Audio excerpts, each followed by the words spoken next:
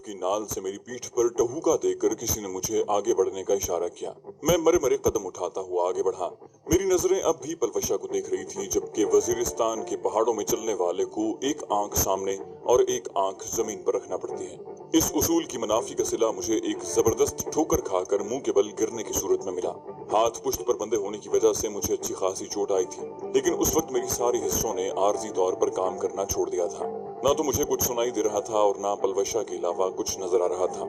जिस्म में दर्द और तकलीफ महसूस नहीं हो रही थी, अलबत्ता मेरे दिल को कोई मुट्ठी में लेकर मुसलसल भींच रहा था। किसी ने मुझे बाजू से पकड़कर खड़ा किया। ओए नीचे देख कर चलो, किसी मजनू की औलाद, दिल के बाद अपना थोबड़ा भी ना तोड़वा लेना। उसकी बात पर मेरे दाएं बाएं चलने वालों ने जोरदार कहका लगाया। वो मुझे धक्के देते हुए नाले में खड़ी हुई गाड़ियों के करीब लाए।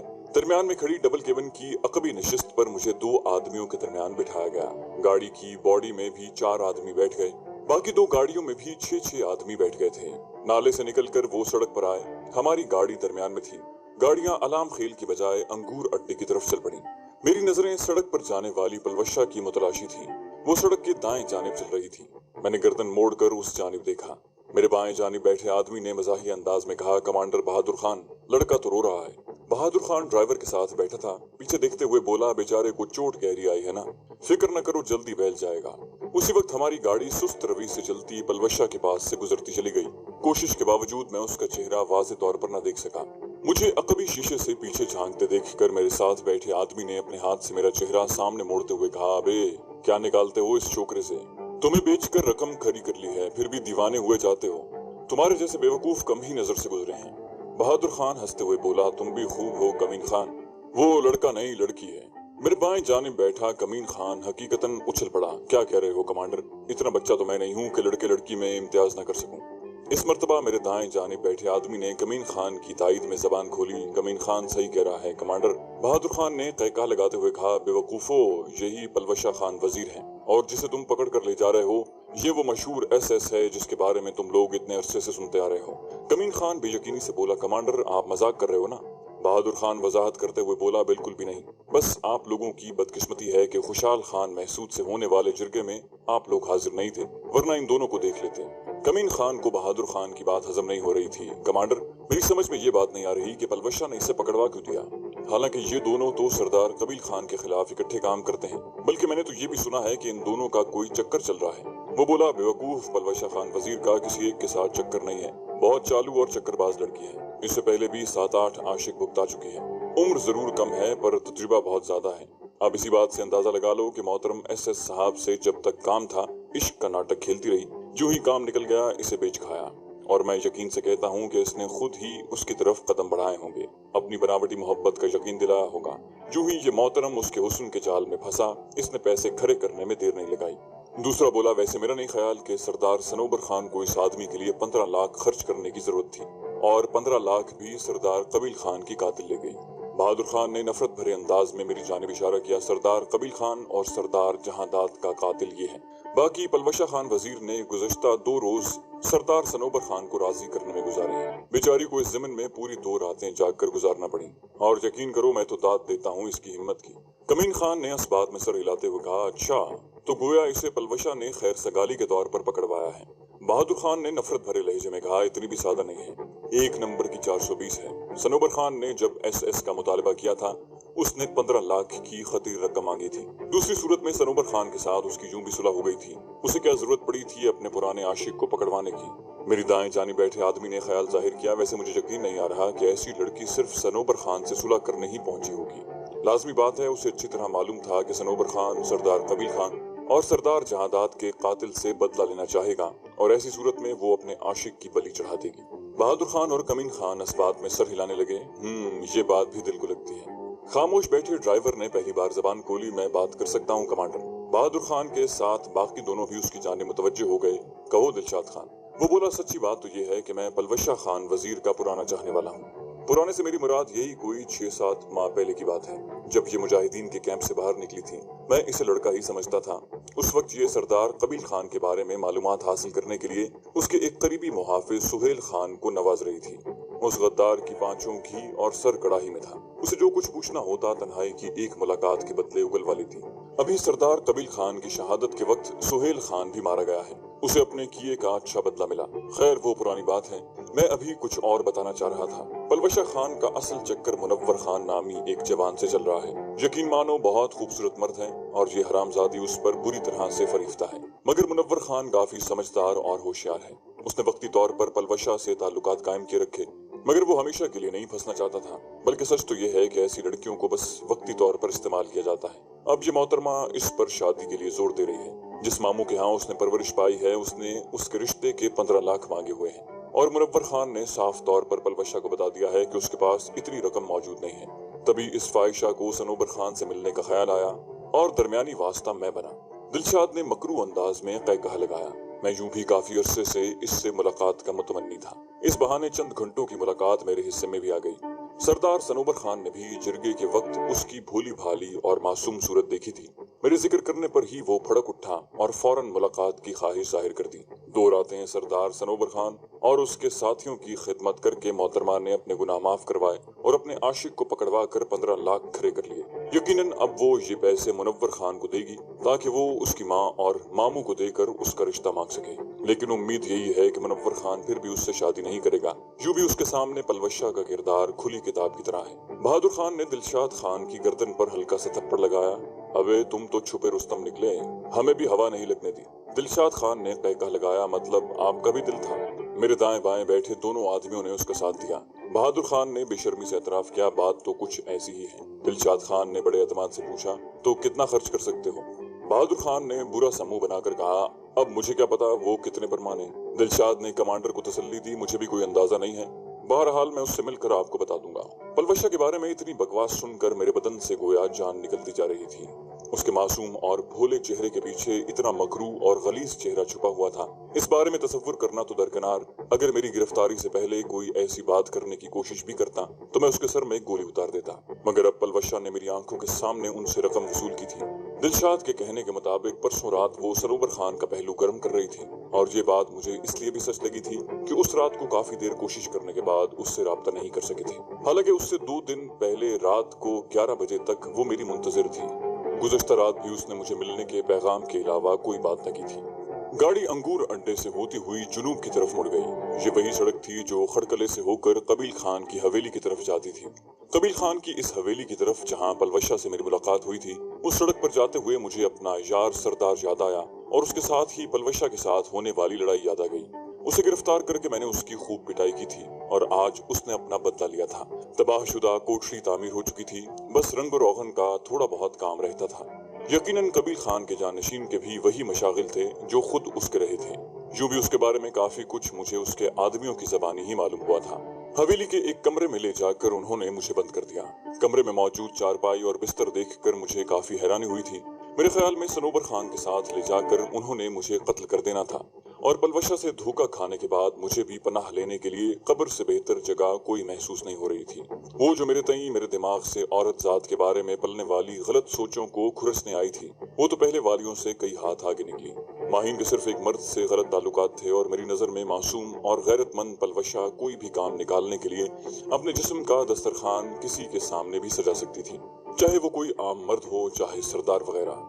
जेनिफर ने वतन की खातिर मुझसे मोहब्बत जताई और पलवशा ने पैसे के वसूल के लिए अपनी चाहत का ड्रामा रचाया। रोमाना ने मुझसे अपनी शादी छुपाई थी और पलवशा 10-12 मुआशिकों का जिक्र गोल कर गई थी। हर नई लड़की ने मुझे नए तरीके से धोखा दिया था। तमाम ने अपने चेहरे पर मुख्तलिफ किस्म के नकाब चढ़ाकर अपने असल को छुपाए रखा। यकीनन मैं अहमक और बेवकूफ था। कितनी चालाकी और कैसी मंसूबाबंदी से उसने मुझे फंसाया था। उसके साथ बिताए शब रोज याद करके मेरी आंखें भीग गईं। उसके लहजे में कितनी चाहत और मिठास थी, कैसी बेसाख्तगी और बरजस्तगी सी।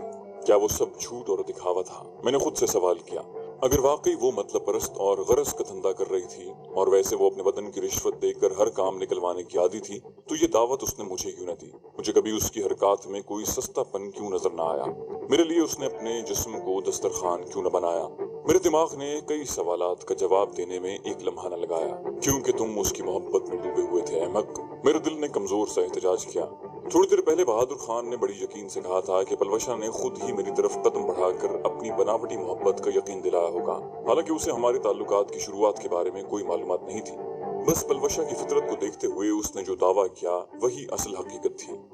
पलवशा ने शुरू दिन से ही खुद को मेरे करीब करना शुरू कर दिया था। कभी खुद को घूरने का कहकर मुझे अपनी तरफ मुतवज्जे रिश्ता मांगने की तरगीब देना और अपना मतलब पूरा करने के बाद मेरी जान छोड़ने की बजाय मेरा सौदा करना। अपने महबूब के हुसूल के लिए उसे 15 लाख चाहिए थे और इस रकम के हुसूल के लिए मुझे उस पलवशा ने मुझे बेच दिया जो कहती थी कि मैं अगर दूर गया तो वो अपनी जान ले लेगी, और दूर होने पर उसने अपनी जान तो नहीं ली, अलबत्ता मुझे मौत के हवाले कर दिया।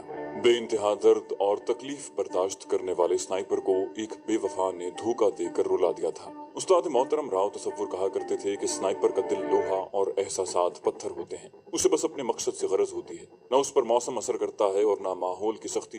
भूख और प्यास उसके लिए बेमानी होती है, थकना वो जानता नहीं, नींद उस पर काबू नहीं पा सकती, और शिकस्त का लफ्ज उसने अपने लुगत से निकाला होता है। क्या मैं वाकई स्नाइपर हूँ, थका हारा शिकस्त खूरदा जो एक धोखेबाज के लिए रो रहा है? यकीनन मैं स्नाइपर नहीं हूँ। यकीनन मैं अपने उस्तादों के लिए नदामत और शर्मिंदगी का बायस हूँ। बुज़दिल डरपोक, एक सहमा हुआ शख्स जिसे बस औरतों से धोखा खाना आता है। दरवाजे पर होने वाले खटके को सुनकर मैंने जल्दी जल्दी आंखें साफ की। दरवाजा खोलकर एक शख्स खाने के बर्तन उठाए अंदर दाखिल हुआ। एक मुसल्ला शख्स मुझ पर नजर रखने के लिए उसके हमरा था। मुसल्ला शख्स चौकन्ना होकर दरवाजे पर खड़ा हो गया और दूसरा खाने के बर्तन लकड़ी के मेज पर रखकर खामोशी से वापस मुड़ गया। मैंने कलाई पर बंधी घड़ी पर नजरें दौड़ाई। शाम के 7 बज रहे थे। कमरे में जलने वाली ट्यूबलाइट की रोशनी ने मुझे अंधेरा होने का पता नहीं लगने दिया था। मैं सुबह का नाश्ता करके डी ब्लॉक से रवाना हुआ था। बकिया दिन बगैर खाए पिए उसी हंगामे की नजर हो गया था। उसके बावजूद मुझे जरा सी भूख महसूस नहीं हो रही थी। मैं खाने के बर्तनों को छुए बगैर उल्टी सीधी सोचों से अपने गम को बढ़ावा देता रहा। घंटे डेढ़ बाद वही 2 आदमी खाने के बर्तन समेटने आए। खाने को जूं का तूं पड़ा देखकर बर्तन ले जाने वाले ने हैरानी से पूछा, तुमने खाना नहीं खाया? मैंने उसकी बात का जवाब देने की जरूरत महसूस न की थी। 1-2 लम्हे मेरी जवाब का इंतजार करने के बाद उसने कंधे उचकाते हुए मेज पर धरे बर्तन उठा लिए और दरवाजे की तरफ बढ़ गया। वो मेरी जिंदगी की बदतरीन रात थी।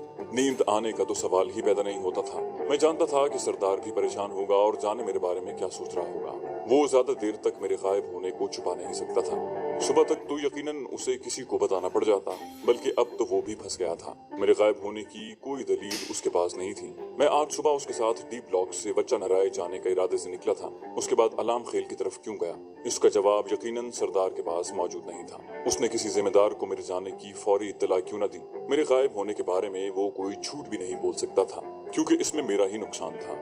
फौज की नौकरी ऐसी नहीं होती कि उसमें जरा सी भी बेकायदगी की गुंजाइश हो। अलबत्ता इस मामले को औरंगजेब साहब संभाल सकते थे। अब नामालूम सरदार उसे बताता भी था या नहीं, लेकिन उम्मीद यही थी कि उसको बताने के अलावा सरदार के पास कोई भी चारा नहीं था। अगले रोज सुबह रात ही की तरह एक आदमी मेरे लिए नाश्ता लेकर आया, जबकि एक मुसल्ला आदमी दरवाजे पर खड़ा होकर मुझ पर नजर रखे रहा।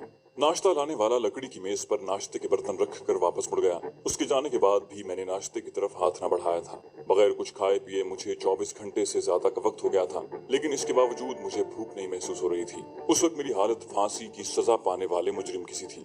मैं जानता था कि सनोबर खान ने जल्द ही आकर कबील खान और जहांदाद खान की हलाकत के बदले मुझे कत्ल करना है, लेकिन ये भी सच है कि उस वक्त भूख न लगने की वजह से जान का खौफ नहीं था। एक पाकिस्तानी फौजी को भर्ती होने के साथ मौत से डरना छोड़ना पड़ता है, जबकि एक स्नाइपर जिस वक्त अमली जिंदगी में कदम रखता है तो हर मिशन पर जाने से पहले वो खुद को गोया मौत के हवाले कर रहा होता है। मुझे बस पलवशा का दुख अंदर से चीरे जा रहा था। उसका धोखा देना मुझे हजम नहीं हो रहा था। मेरे वहम गुमान में भी नहीं था कि कोई लड़की इतनी अच्छी अदाकारी भी कर सकती है। आंखें बंद करते ही उसकी चाहत भरे जुमले, मोहब्बत भरी बातें, मेरे लिए परेशानी जाहिर करना, शादी की बात सुनकर खुशी का इजहार करना, मेरी हिफाजत के लिए फिक्रमंद होना, ये तमाम बातें ऐसी थीं जो गोया मेरे दिल को शिकंजे में भेज रही थी। हमेशा साथ निभाने के वादे करने वाली ने सिर्फ मेरा साथ नहीं छोड़ा था, बल्कि मुझे बेच दिया था। मेरा रकीब इतना खुशकिस्मत था कि उसके हुसूल के लिए मेरी महबूबा ने मेरा सौदा किया था। घंटे भर के बाद वो नाश्ते के लिए बर्तन लेने आए। नाश्ते को वैसे का वैसा पड़ा देखकर मुझे कुछ कहे बगैर वो बर्तन वापस ले गए। वो पूरा दिन मैंने बगैर कुछ खाए पिए गुजार दिया। इस दौरान मुझे थोड़ी नींद आई और पलवशा थम से मेरे ख्वाबों में आन थमकी। आंखें खुलने पर वही कैद खाने की घुटी घुटी फजा। रात के वक्त भी मेरा खाना खाने को दिल नहीं जा रहा था, लेकिन मुझे कमजोरी महसूस होने लगी। मजबूरन मैंने चंद निवाले ले लिए। इसी तरह 3 दिन गुजारने के बाद मैंने तंग आकर खाना लाने वालों से सनोबर खान के बारे में पूछा। सनोबर खान कब आएगा? बर्तन उठाने वाले ने हैरानी भरे लहजे में जवाब दिया, सरदार तो यही है। हैरानी उसे मेरी बात करने पर हुई थी, क्योंकि जब से मैं कैद हुआ था पहली बार मैंने जबान खोली थी। मैंने कहा, मैं उससे मिलना चाहता हूँ। वो बर्तन उठाकर बाहर निकल गया। मैं इत्तला देता हूँ, हैरत अंगेज तौर पर थोड़ी ही देर बाद बहुत सारे कदमों की चाप कमरे की तरफ आती सुनाई दी, जो मेरे कैद खाने के सामने आकर रुक गई। दरवाजा खोलकर करख्त शक्ल सनोबर खान अपने 4 मुहाफिजों की मैयत में अंदर दाखिल हुआ। एक मुहाफिज ने फोम की आरामदेह कुर्सी उठाई हुई थी। मेरी चारपाई के सामने कुर्सी रखकर चारों मुहाफिज मेरी चारपाई को घेर कर खड़े हो गए। सनोबर खान नशिस्त संभालते हुए बोला, कहो मोहतरम सलीम शाह, जीशान हैदर या राजू साहब। उसके लहजे में तंज की बू साफ महसूस की जा सकती थी। उसके राजू कहने पर मैं चौंक गया था, क्योंकि राजू तो सिर्फ पलवशा कहती थी। मैंने कहा, तुम्हें मेरा नाम राजू कैसे मालूम? वो बोली, उस दिन पलवशा खान वजीर ने मेरे सामने ही तुमसे बात की थी। सनोबर खान ने इत्मीनान भरे लहजे में कहा, और मुझे गिरफ्तारी के दिन कमांडर बहादुर खान और उसके साथियों के मुंह से सुनी हुई बातों पर फौरन यकीन आ गया। उन्होंने सनोबर खान की गैर मौजूदगी में यही बात की थी। बोला, अपने यूं कैद में रखने का मकसद पूछ सकता हूँ? उसने जवाब दिया, अपना कसूर मालूम होने के बाद ये सवाल बेमानी रह जाता है। मैंने कहा, अगर कसूर मालूम ना हो तो? वो बोला, सरदार कबील खान और सरदार जहांदाद को कत्ल करने वाले के मुंह से मासूमियत भरी गुफ्तगू सुनकर अजीब लग रहा है। मैंने कहा, सरदार कबील खान की कातिल पलवशा खान वजीर है, जबकि सरदार जहांदाद खान को मैंने अपने दिफा में कत्ल किया है। यकीनन उसूली तौर पर मैं बेगुनाह हूँ। उसके होंठों पर तंजिया मुस्कुराहट उभरी और उसने पश्तो का एक मुहावरा बोला, जिसका मतलब सादा उर्दू में यही बन रहा था कि इसकी सादगी पर कौन मर न जाए। मैंने कहा, इसमें तंज करने की क्या बात है? वशलाम में होने वाले जिरगे में इस बात की बड़ी मुफस्सल अंदाज में वजाहत हो चुकी है। अलबत्ता अगर इसके बाद मैंने तुम्हारे किसी आदमी को कत्ल किया हो तो मुझे मुर्द इल्जाम ठहरा सकते हो। वो बोला, जिरगे में तो तुमने काफी सारे झूठ बोले थे। मैंने कहा, मैंने सिर्फ अपना फौजी होना छुपाया था। वो फलसफियाना अंदाज में बोला, एक झूठ बोलने वाले की बातों में झूठ सच का इम्तियाज करना मुश्किल होता है। मैंने कहा, आप मेरे सच झूठ को रहने दें, बस इतना बता दें कि जहांदाद खान ने अपने लश्कर के जरिए मुझे घेरे में नहीं लिया था, और क्या उस वक्त मेरा फायर करना अपने दिफा के लिए नहीं था?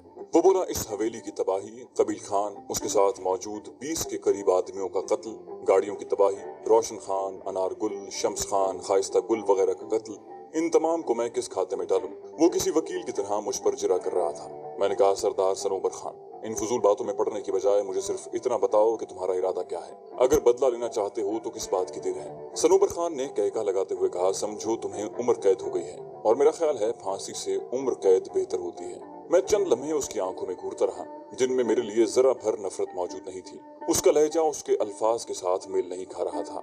मैं बगैर लगी लिपटी रखे बोला, तुम्हारे लहजे में ना तो नफरत मौजूद है, जो मुझे दुश्मन समझते हुए उसूली तौर पर होनी चाहिए, और ना तुम्हारी कैद में मुझे कोई जिस्मानी अजियत पहुंचाई गई है। इसका साफ मतलब यही है कि तुम्हारा मकसद मुझे कत्ल करना नहीं। उसने असबात में सर हिलाया। मैंने पूछा, तो? वो बोला, तो ये कि चंद दिन आराम करो, फिर बातचीत होगी। मैं उसका जवाब जानने पर मुसिर रहा, आराम काफी हो गया है। वो बोला, बेसब्री अच्छी नहीं होती जवान, अगर तुम्हें यहाँ कोई तकलीफ है तो बता सकते हो। मैंने कहा, कैद होना बजाते खुद एक तकलीफ ही तो होती है। वो मानी खेज लहजे में बोला, अगर ताउन किया तो कैदोबंद की तकलीफ से जान छूट जाएगी। मैंने कहा, पलवशा के मुताल्लिक एक सवाल पूछ सकता हूँ? मेरे लहजे में न जाने कौन सी ऐसी बात थी कि उसके होंठों पर मानी खेज मुस्कुराहट नमूदार हुई, और वो नफी में सर हिलाते हुए बोला, नहीं, मैं खुद ही बता देता हूँ। मेरा एक ड्राइवर है दिलशाद खान, जिस दिन तुम गिरफ्तार हुए थे उससे 2 दिन पहले वो पलवशा खान वजीर का पैगाम लेकर आया था कि अगर मैं उसे कुछ न कहने का वादा करूं तो वो मुझसे मिलना चाहती है। सीधी सी बात है जवान, मैंने जिरगे के दौरान उसे देखा हुआ था। एक तो वो बहुत ज्यादा खूबसूरत है, ऊपर से उसने हुलिया भी ऐसा बनाया हुआ है। दिलशाद की बात पर मैंने फौरन वादा कर लिया कि मैं उसे कुछ नहीं कहूंगा। बस उसने यहाँ आकर अपना कसूर माफ करवा लिया। इसी असना में तुम्हारा जिक्र चल निकला। मेरे एक दोस्त को तुम्हारी जरूरत थी, बस पलवशा खान ने तुम्हें पकड़वाने के लिए 15 लाख का मुतालिबा किया और मेरा दोस्त मान गया।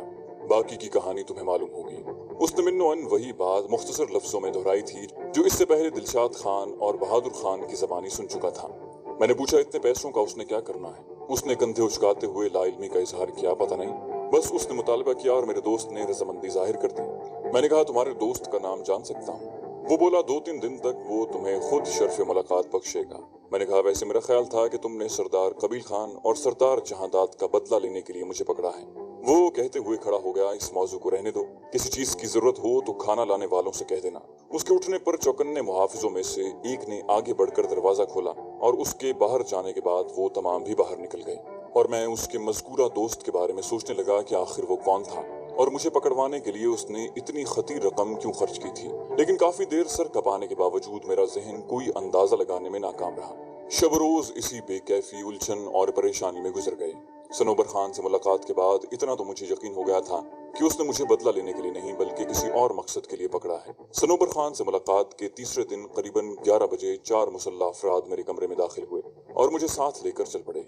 मुझे वहां आए हुए हफ्ता होने को था और इस दौरान पहली बार मैं इस कैद खाने से बाहर निकल रहा था। हवेली की तामीर में पुराने नक्शे ही को सामने रखा गया था। अंदरूनी हवेली में पहले की तरह 2 हिस्सों पर मुश्तमिल थी। एक जानिब खुसूसी मेहमानों के लिए अनेक्सी बनाई गई थी जिसकी हदबंदी ईंटों की छोटी छोटी दीवार से की गई थी। पहले जहां बांस की लकड़ी की बाड़ लगाई गई थी, पलवशा मुझे पहली बार इसी अनेक्सी में टकराई थी। उस वक्त मैंने उसे लड़का समझा था। सख्त मुकाबले के बाद कहीं जाकर मैं उस पर काबू पाने में कामयाब हो सका था। अनेक्सी के दरवाजे पर जाकर वो रुक गए थे। उसी वक्त दरवाजा खोलकर सनोबर खान बाहर निकला। मुहाफिजों को वहीं ठहरने का इशारा करते हुए वो मुझे बोला, तुम अंदर जा सकते हो। मैं दरवाजा धकेल कर अंदर दाखिल हुआ। पहला कमरा ड्राइंग रूम की तरह ही सजाया गया था। फर्श पर दबीज कालीन बिछा हुआ था और वस्त में आरामदेह और कीमती सोफे रखे हुए थे। एक सोफे पर बैठे अमेरिकन गोरे को देखकर मुझे हैरत हुई।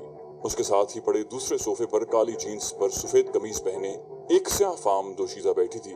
उसके घने बाल बमुश्किल कंधों को छू रहे थे जबकि नीली आंखें मुझ पर गड़ी थी। उसे देखकर न जाने क्यों मुझे नामालूम सी शनासाई का एहसास हुआ जिसकी तौजी से मैं कासिर था। नबे तुले कदम रखता हुआ मैं उनके सामने जा बैठा। मुसाफा करने या हेलो हाय करने की जरूरत मैंने महसूस नहीं की थी। सनोबर खान भी बाहर ही रह गया था। यकीनन अमेरिकन उसके माई बाप और आका थे। उनके अहकामात की तामील करने पर ही ऐसे गद्दार सरदारों को डॉलर मिलते हैं जिनके बलबूते पर ये पाक आर्मी पर भी भौंकते हैं और निहत्ते अवाम के खिलाफ भी कार्रवाइयां करते हैं। चंद लम्हे मुझे घूरने के बाद मर्द गला खनकारते हुए गोया हुआ, तो तुम हो रेजा जीशान हाइडर। उसने मेरे नाम की ठीक ठाक मिट्टी पलीद की। मैंने कुछ कहे बगैर अस्बात में सर हिलाते हुए एक बार फिर उस स्याह फाम दोशीजा को देखा। न जाने क्यों उसे देखकर एक अजीब सा एहसास मेरे अंदर जाग रहा था। वो भी गहरी नजरों से मेरी जानिब मुतवज्जे थी। वो अपना और अपने साथी का तारुफ करवाते हुए बोला, मेरा नाम एल्बर्ट ब्रूक है और मेरी साथी का नाम ट्रेसी वॉल्कर है। इस मर्तबा भी मैंने कुछ लब खोले बगैर अपने सर को खफीफ सी हरकत दी। एल्बर्ट ब्रूक ने गोया मुझ पर फर्द जुर्म आयद की, जानते हो तुमने हमारे एक स्नाइपर को कत्ल किया है और हम अपने दुश्मन को कभी माफ नहीं किया करते। मैंने उसकी आंखों में आंखें डालते हुए कहा, शायद इसका सबूत पेश करना आसान ना हो। वो बोला, हम सब जानते हैं मोहतरम, बैरेट M107 और उसके साथ स्नाइपिंग का बकिया सामान तुम्हारे पास मौजूद है और तुम ही बेली वॉटकर के कातिल हो। मैंने तंजिया अंदाज में कहा, फिर तो तुम्हें ये भी मालूम होगा कि मेरी गोली का निशाना बनने से पहले वो क्या कर रहा था। मेरी बात का जवाब देना आसान नहीं था। गला खनकारते हुए उसने लम्हा भर तौक़ुफ़ किया और फिर मुंह बिगाड़ते हुए बोला, इसी वजह से तुम जिंदा नजर आ रहे हो। वैसे उसने हमारी हिदायत के बरक्स सरहद के उस तरफ आकर एक ऐसी कार्रवाई में हिस्सा लिया जिसका उसे हुक्म नहीं दिया गया था और नतीजे में अपनी जान गंवा बैठा। मैंने भी तंज किया, कसर नफसी है तुम्हारी, वरना सरहद पार करके ज्यादातर हमलों के अहकाम तुम्हारी जानिब से ही दिए जाते हैं और इस बात का वाज़ेह सबूत तुम दोनों की यहाँ मौजूदगी है। वो बुरा मनाते हुए बोला, जवान, मैं तुम्हारे तंजिया जुमले या गिले शिकवे सुनने नहीं आया, एक सौदा करने आया हूँ। अगर जान बचानी है तो हमारे लिए काम करना पड़ेगा, दूसरी सूरत में मरने के लिए तैयार हो जाओ। चैनल को सब्सक्राइब कीजिए और बेल आइकन पर क्लिक कीजिए ताकि आपको तमाम वीडियोस फौरन मिलती